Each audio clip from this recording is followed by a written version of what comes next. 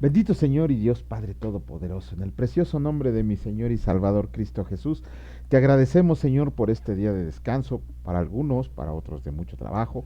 Gracias a Dios por eso, y te pedimos, Señor, que hoy la lectura de tu palabra no solo nos llene de gozo, de alegría, Señor, sino que nos llene de sabiduría de lo alto y de inteligencia espiritual, para que así podamos comprender y hacer tu voluntad. Gracias, Señor. Bendito seas siempre y por siempre. Amén. Muy buenas noches, señores. Bienvenidos. Pues ya estamos aquí tarde, pero sin sueño. Y vamos a comenzar con la reflexión que hace nuestro hermano Raimundo acerca del versículo del día de hoy, que fue de la primera carta de Juan, capítulo 4, versículo 4, y escrito está: Hijitos, ustedes son de Dios y los han vencido, porque y los han vencido, porque mayor es el que está en ustedes que el que está en el mundo. Hoy con la palabra de Dios somos apercibidos para que con certeza todos reconozcamos que Dios es amor, porque hemos aprendido a vivir en el presente entre dos espíritus, el espíritu de la verdad que es de Dios y el espíritu de la mentira que es del diablo, y que a cada momento en nuestras vidas todos estamos a prueba en toda circunstancia. ¿Y cómo lo vamos a vencer? Poniendo por obra lo que escrito está: amados, amémonos unos a otros, porque el amor es de Dios. Todo aquel que ama es nacido de Dios y conoce a Dios. Primera de Juan 4:7. Solo así permanecemos en Dios y su Espíritu estará con nosotros. Y por consecuencia confesaremos en todo momento que Jesús es el Hijo de Dios, el cual nos ama para que nosotros también aprendamos a amar a nuestro prójimo, perfeccionándonos para alcanzar la confianza y lograr lo que escrito está. Y nosotros tenemos este mandamiento de Él: el que ama a Dios, ame también a su hermano. Primera de Juan 4:21. Aleluya. Bueno, bonita reflexión. Hay algo aquí con lo que yo siempre he chocado, pero soy yo, no creo que es el hermano Raimundo está mal ni nada. Cuando dicen que Dios es amor, sí, por supuesto, Dios es amor, pero también es fuego consumidor. Muchas veces tenemos que decir la verdad porque, y al ratito lo vamos a ver con falsos maestros, como algo puesto fuera de contexto es un pretexto para crear nuevas y destructivas herejías. Pero lo vamos a leer en un momento. Ahora sí, vámonos derechito a la lectura de la palabra de Dios y comenzamos con el capítulo número 20 y escrito está: sublevación de Seba. Aconteció que se hallaba ahí un hombre perverso que se llamaba Seba, hijo de Bicri, hombre de Benjamín, el cual tocó la trompeta y dijo: no tenemos nosotros parte en David, ni heredad con el hijo de Isaí, cada uno a su tienda, Israel. Así todos los hombres de Israel abandonaron a David, siguiendo a Seba, hijo de Bicri, mas los de Judá siguieron a su rey desde el Jordán hasta Jerusalén. Y luego que llegó David a su casa en Jerusalén, tomó el rey las 10 mujeres concubinas que había dejado para guardar la casa, y las puso en reclusión y les dio alimentos. Pero nunca más se llegó a ellas, sino que quedaron encerradas hasta que murieron, en viudez perpetua. Después dijo el rey a Amasa: convócame a los hombres de Judá para dentro de 3 días, y hállate tú aquí presente. Fue pues Amasa para convocar a los de Judá, pero se detuvo más del tiempo que le había señalado. Y dijo David a Abisai: Seba, hijo de Bicri, nos hará ahora más daño que Absalón. Toma pues tú los siervos de tu señor y ve tras él, y no sea que halle para él para sí ciudades fortificadas y nos cause dificultad. Entonces salieron en pos de él los hombres de Joab y los cereteos y peleteos y todos los valientes. Salieron de Jerusalén para ir tras Seba, hijo de Bicri. Y estando ellos cerca de la piedra grande que está en Gabaón, le salió Amasa al encuentro. Y Joab estaba ceñido de su ropa, y sobre ella tenía pegada a sus lomos el cinto con una daga en su vaina, la cual se le cayó cuando él avanzó. Entonces Joab dijo a Amasa: ¿te va bien, hermano mío? Y tomó Joab con la diestra la barba de Amasa para besarlo. Y Amasa no se cuidó de la daga que estaba en la mano de Joab, y éste le hirió con ella en la quinta costilla, y derramó sus entrañas por tierra y cayó muerto sin darle un segundo golpe.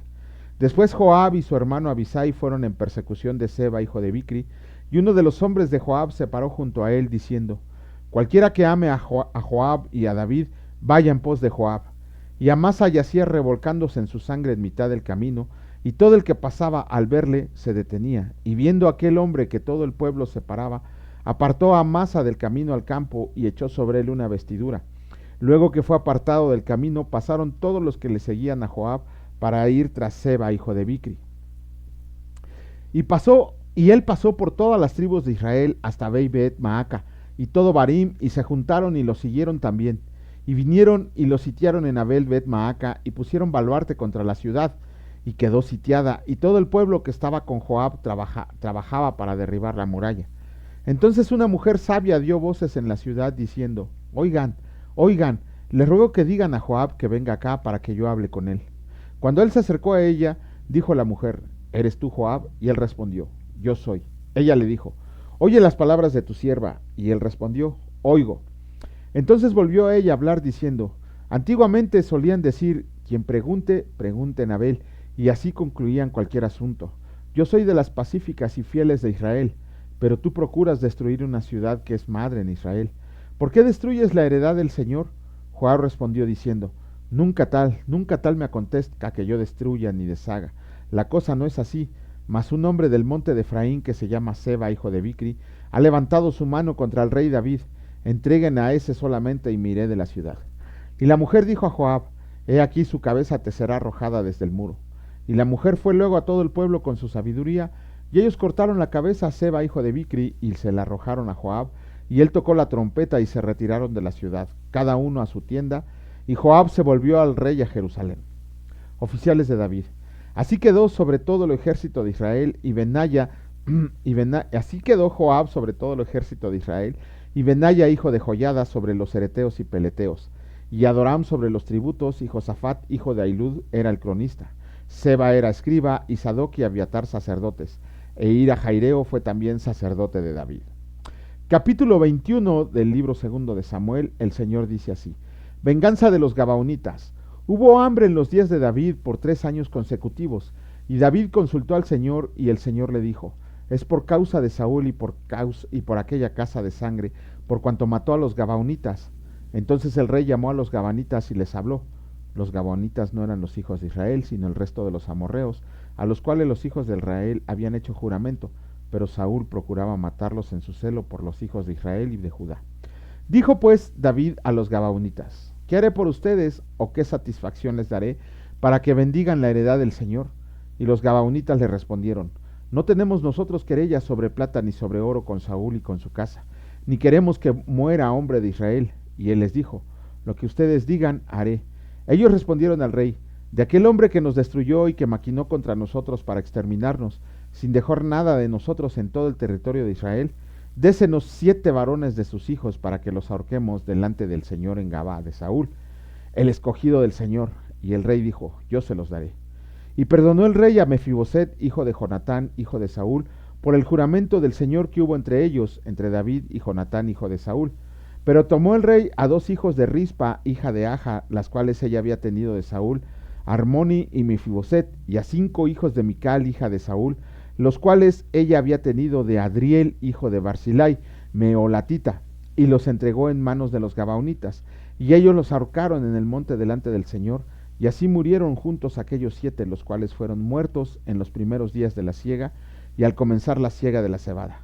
Entonces Rispa, hija de Aja, tomó una tela de cilicio y la tendió para sí sobre el peñasco, desde el principio de la siega hasta que llovió sobre ellos agua del cielo, y no dejó que ningún ave del cielo se posara sobre ellos de día, ni fieras del campo de noche.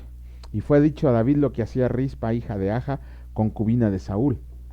Entonces David fue y tomó los huesos de Saúl y los huesos de Jonatán su hijo, de los hombres de Jabes de Galad, que les habían hurtado de la plaza de Bet-sin, donde los habían colgado los filisteos, cuando los filisteos mataron a Saúl en Gilboa.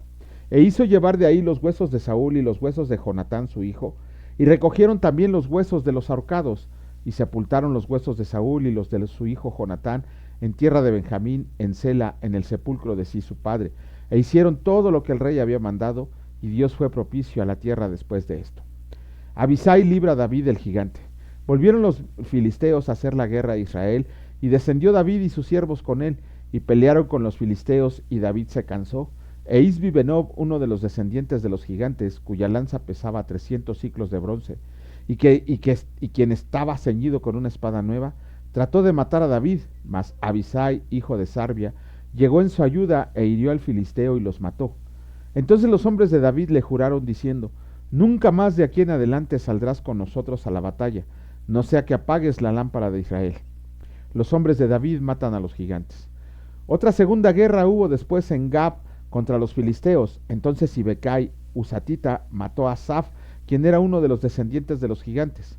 Hubo otra vez guerra en Gob contra los filisteos, en la cual Elanán, hijo de Jare Arejim de Belén, mató a Goliat Geteo, el asta de cuya lanza era como el rodillo de un telar.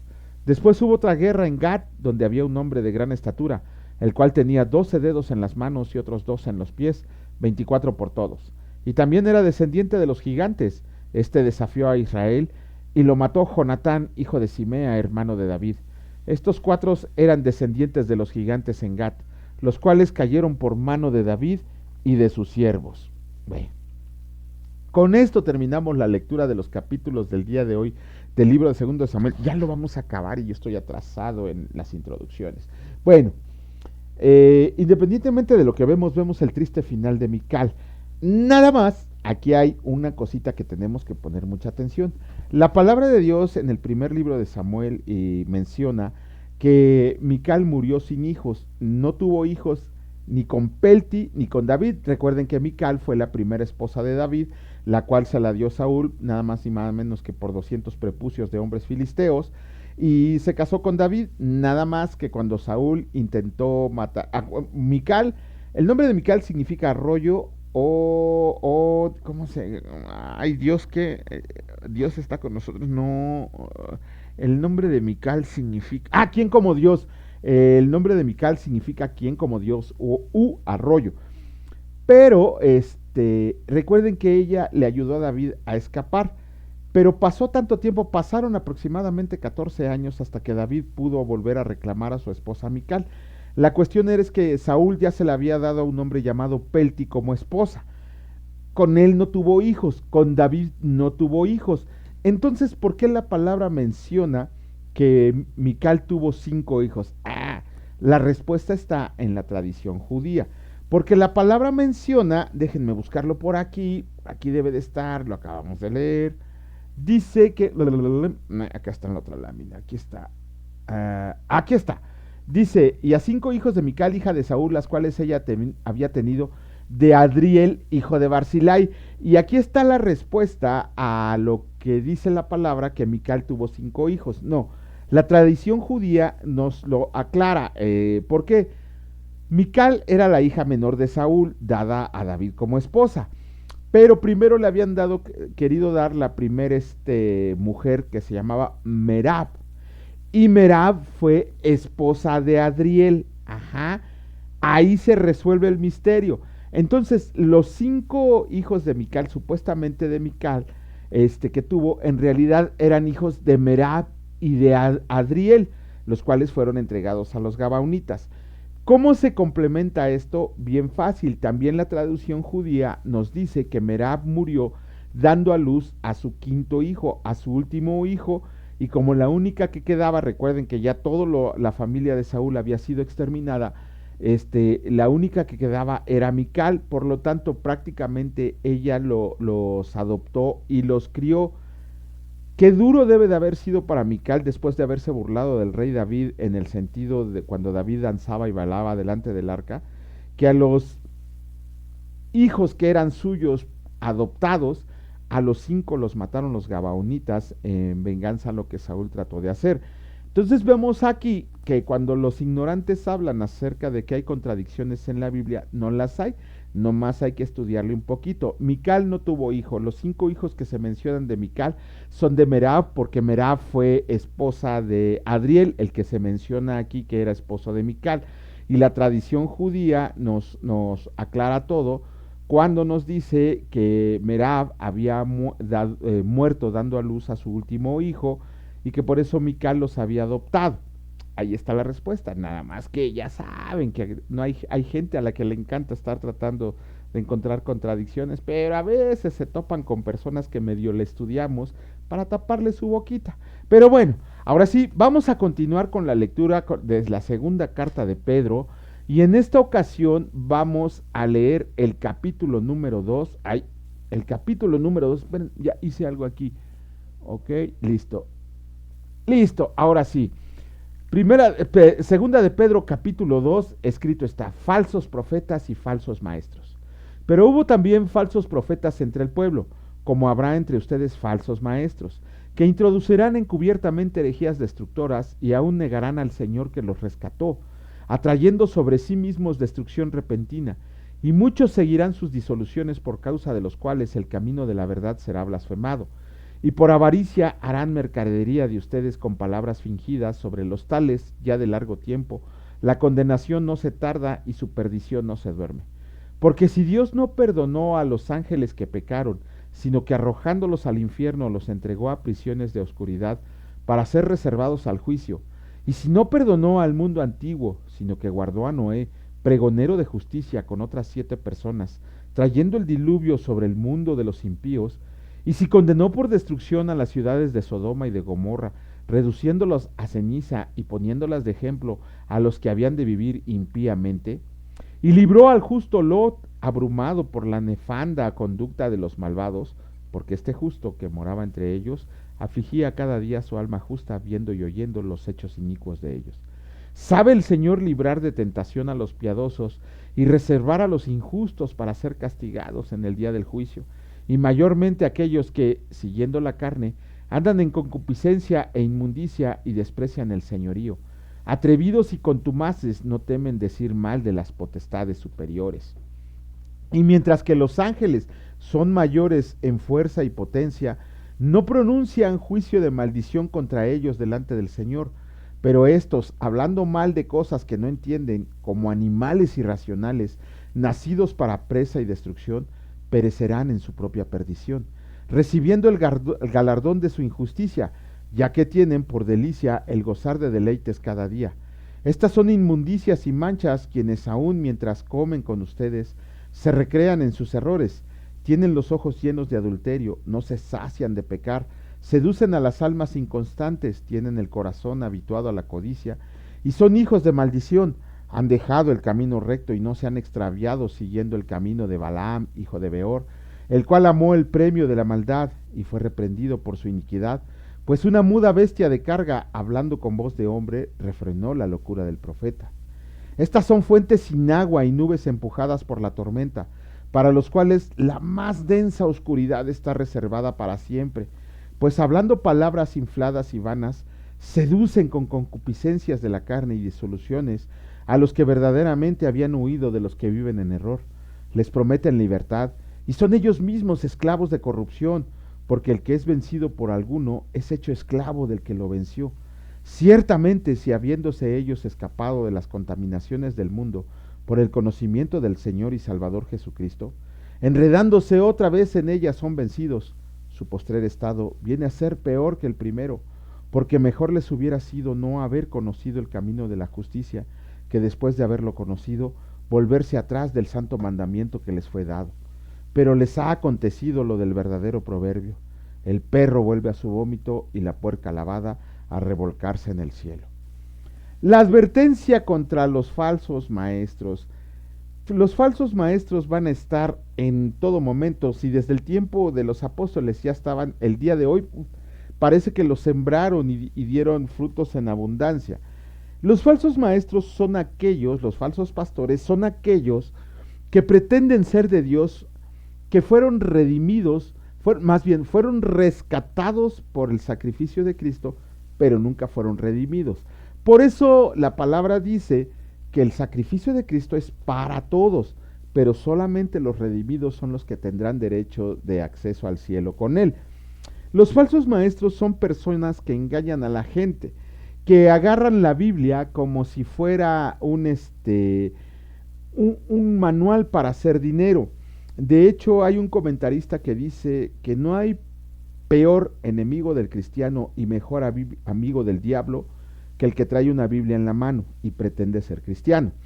Estos cuates, ni cuates se les puede llamar, estos animales irracionales, como les dice Pedro, son personas que logran engañar a la gente y hacerlas caer en sus perversiones, en sus mentiras, en sus fantasías locas. Son personas que han dedicado su vida a engañar a la gente. ¿Dónde podemos encontrar esto? Bien fácil. En la porquería llamada Iglesia de la Prosperidad, en el movimiento carismático, en el movimiento neortodoxo, entre los hijos de Dios, hay una iglesia que sí se llama, entre la ciencia cristiana, entre el gnosticismo, todos ellos pretenden introducir herejías antibíblicas, y espérense porque me faltan los peores, pretenden introducir herejías antibíblicas que ellos han sacado de contexto. El primero de los falsos maestros, de los falsos pastores que vamos a mencionar son los testigos de Jehová. ¿Por qué? Porque los testigos de Jehová niegan la divinidad de Jesucristo, niegan que Jesucristo sea el Señor.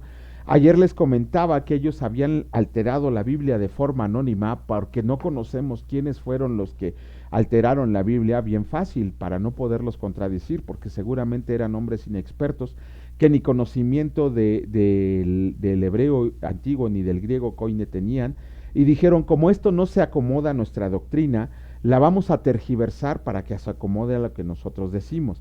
Ese movimiento se llama russellismo, que es el del adventismo, que es el de Elena G. White, que es el de los testigos de Jehová.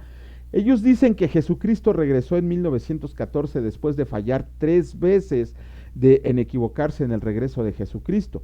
Dice la palabra de Dios en Deuteronomio que conocerás al profeta por la profecía que habla de Dios. Los testigos de Jehová dicen ser los únicos profetas autorizados de Dios en la tierra y se han equivocado 3 veces. Por eso entonces ellos no pueden ser profetas en esta tierra ni pueden traer una buena enseñanza cristiana. El solo hecho de negar la divinidad de Jesucristo, de negar a Jesucristo como Hijo de Dios, como el Dios encarnado, porque ellos dicen que es el arcángel Gabriel, el arcángel Miguel o el arcángel Miguel. Ellos dicen que es un ángel, se basan en Proverbios 8 y unos versículos sacados de contexto. Ayer leíamos en la palabra de Dios en el capítulo 2, versículo 1 de la segunda carta de Pedro, que Pedro dice a nuestro gran Dios y Salvador Jesucristo. En Romanos 9:5 Pablo dice a nuestro gran Dios y Salvador Jesucristo. Y el otro bien clarísimo que lo dice es en la primera carta a Timoteo 2:13. Son personas que han sacado de contexto esos versículos, que lo han tergiversado para apoyar su antibíblica teología. Desgraciadamente para ellos también son muchísimos, y cada vez que vienen aquí testigos de Jehová, ahora sí que mi esposa le hace, Juan, échatelos, no, y no para atacarlos, sino para volverlos a los pies de Jesucristo, porque su herejía es increíble. Me han traído ancianos, me han traído predicadores, sembradores de la semilla, y se van tristes porque su teología no les alcanza, ni quieren reconocer a Jesucristo como Señor, Salvador y Dios encarnado. Pero viene una peor todavía, peor todavía, y en esta están millones y millones de gentes en el mundo, gente ignorante, gente floja que no quiere leer, porque la palabra de Dios nos dice que la Biblia es la máxima autoridad para cada cristiano. Toda la escritura es inspirada por Dios y útil para redarguir, para instruir y para enseñar en justicia, para que el hombre de Dios esté enteramente preparado y esté, ¿cómo dice? Esté perfectamente preparado, esté y perfecto en toda obra. Bueno, segunda de Timoteo 3, 16 y 17, léanlo por favor. La palabra de Dios es nuestra máxima autoridad, es como si Dios nos estuviera hablando y nos estuviera dando órdenes. Es Dios hablándonos de hecho y dándonos órdenes. Sin embargo, la gran mentira de la Iglesia Católica es decir que la Biblia no es suficiente para salvación. He visto como 4 videos de sacerdotes que dicen que la Biblia no es suficiente para salvación. El Papa que acaba de fallecer, y esperemos en Dios que haya tenido tiempo de arrepentirse, dijo que el sacrificio de Jesucristo no es suficiente. Él dijo que Dios no es un mago con una varita mágica para haber creado todo. Dijo tantas burradas este señor que esperemos que el Señor haya tenido tiempo de arrepentirse, porque acabamos de leer en la palabra que la más densa oscuridad está reservada para los falsos maestros y los falsos profetas. Estas personas han engañado a millones de decirles que la Biblia no es suficiente para salvación, que lo que ellos dicen es lo correcto, que la iglesia es la que salva. No, la iglesia es el cuerpo de Cristo. La iglesia es una reunión de gentes y ningún hombre puede salvar a otro hombre. Esos son los peor de todos. Y lo peor de todo es que un católico, cuando tú les enseñas la teología de la palabra de Dios, se enojan y terminan insultándote. ¿Por qué? Porque así los tienen, ni siquiera adoctrinados, amaestrados los tienen. Vienen aquí también, según expertos teológicos católicos, y se van, pero queriendo asesinarnos porque su teología no les alcanza para cubrir todos los huecos que tienen. Es increíble también cómo la gente, por su ignorancia y por su pereza de conocer la verdad, van a ser arrastrados al infierno con ellos. Esa es la verdad. La gente que sigue practicando esas doctrinas van a ser arrastrados al infierno por la pereza y la ignorancia de no conocer la palabra de Dios. Es imperativo, es necesario, es obligatorio que leamos diariamente la palabra para estar atentos a lo que nos dice el Señor. De hecho, la Iglesia Católica en su famosa Biblia de Nácar Colunga les restriega en la cara que la idolatría está prohibida, que la adoración y veneración a los santos está prohibida, que los libros que ellos incluyeron 20 años después de la Reforma, los autores de la Biblia Nácar Colunga no están de acuerdo. Agustín, a quien mandaron a compilar la Biblia, Agustín y Jerónimo estuvieron totalmente en desacuerdo en incluir los libros apócrifos en la Biblia, pero fueron obligados a hacerlo. ¿Por qué? Porque esa es la gran mentira. Desgraciadamente el catolicismo, que tiene millones, es más costumbre que creencia. Si pregúntele a un católico por qué cree lo que cree, y le van a decir porque es lo que me enseñaron mis padres, porque es lo que me enseñaron mis abuelitos.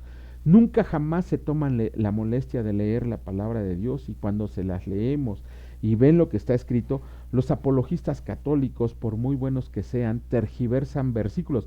El estúpido, perdónenme por lo de estúpido, pero este animal irracional de Luis Toro dice, sí, la Biblia dice que Pedro tuvo suegra, pero la Biblia dice que no tuvo esposa. Válgame, a ver, cuánta ignorancia y estupidez tan grande dice. Si yo tengo suegra, tengo esposa, probablemente ya enviudé, probablemente me divorcié, pero eso no quiere decir que no haya tenido esposa.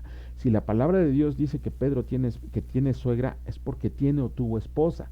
Y el imbécil de Luis Toro dice que no tuvo esposa, nada más para que vean hasta qué grado llega la mentira de estos cuates. Pero nosotros tenemos la culpa.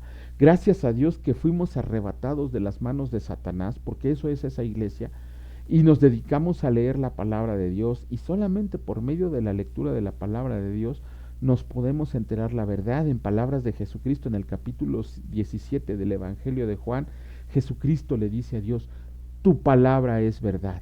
Entonces, ¿le vamos a creer a Jesucristo o le vamos a creer hombres con sotana, con sombreritos de Dagón, con inscripciones antibíblicas en su ropa, viviendo en palacios de oro, encerrados, resguardados, cuando ninguno de los apóstoles ni Jesucristo traían dinero ni cobraban por predicar el Evangelio? Ustedes tomen la elección, si seguimos a Jesucristo o seguimos a los hombres. Desgraciadamente, para quien sigue a los hombres, dice en el libro de Jeremías, maldito el hombre que confía en el hombre. Bendito Dios y Padre Todopoderoso, gracias Señor por mostrarnos tu verdad, porque tu palabra es verdad. Te amamos, te adoramos, te bendecimos, porque tú eres bueno y nos rescataste, Señor, nos redimiste de las garras del diablo, porque nos hiciste tuyos, Señor, porque respondimos con un llamamiento eficaz, porque ese llamamiento nos ha hecho enterarnos de tu verdad inscrita en tu palabra. Te agradecemos, Señor, porque estamos a tiempo de seguirla leyendo, Señor, de seguirla transcribiendo, porque va a llegar el día en que van a tratar de destruirla. Sabemos, Señor, que tu regreso es inminente. Cuando tú así lo decretes, Señor, nosotros no somos nadie para conocer los tiempos, pero sí para estar preparados para tu inminente regreso. Gracias, mi bendito Dios, por amarnos con ese amor sin igual, y nosotros tratamos de corresponder a ese amor haciendo lo que más podemos, sirviéndote en obediencia, pero sobre todo en amor, comprendiendo el sacrificio que hiciste y basándonos en tu bendita y verdadera palabra. Gracias, mi Dios Padre Todopoderoso, en el bendito y precioso nombre de mi Señor y Salvador Cristo Jesús. Benditos sean por siempre y para siempre. Amén. Que Dios los bendiga, señores, y si nos ayudan compartiéndole y dándole like a estos videos, se los agradeceremos mucho. Asimismo, les agradecemos por tomarse el tiempo. Y vamos a hacer más, vamos a compartir los videos para aquellos que no pueden ver, para aquellos que no pueden leer, para aquellos que no tienen tiempo. Vamos a compartirle los videos para que todo el mundo esté preparado. Cada quien hará la elección de seguir a Jesucristo, no, pero no van a poder como pretexto que no tenían la lectura a su mano. Que Dios les bendiga y si Dios lo permite, nos vemos el día de mañana. Hasta luego.